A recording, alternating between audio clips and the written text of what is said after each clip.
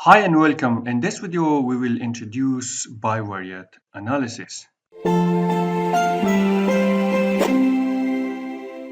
Bivariate analysis is a set of statistical analysis methods used to analyze two statistical variables together. But the question is why we need to study two variables together. In fact, in most of the cases and applications that we are seeing, two characteristics are associated or related, such as height and weight, income and spending, GPA and the amount of time students spending studying their courses, gender and GPA, or education and salary, or gender and education. To study such relationships or association in the underlying population, we need to analyze the data being collected on both variables together. To that end, we let the two statistical variables x and y to represent the two characteristics of interest and collect data on these two variables from the underlying population.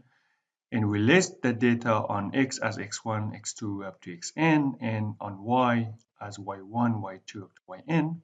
Then we try to analyze the data being collected on x and on y together. Before doing so, let's define statistical association.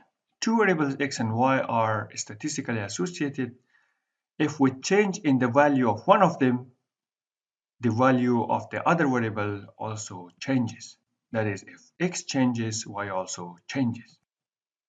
Depending on the type of x and y, we have the following bivariate analysis methods to study their association or relation. First, two-way table for two qualitative variables, for one qualitative and one quantitative variables, or two quantitative variables. Joint graphs for two qualitative variables, for one qualitative and one quantitative variables, and for two quantitative variables. And finally, numerical methods, chi-square test, which is used to study the association between two qualitative variables, t-test and f-test, which are used to study the association between one qualitative and one quantitative variable, and correlation and covariance, which are used to study the association between two quantitative variables. Thanks for watching and good learning.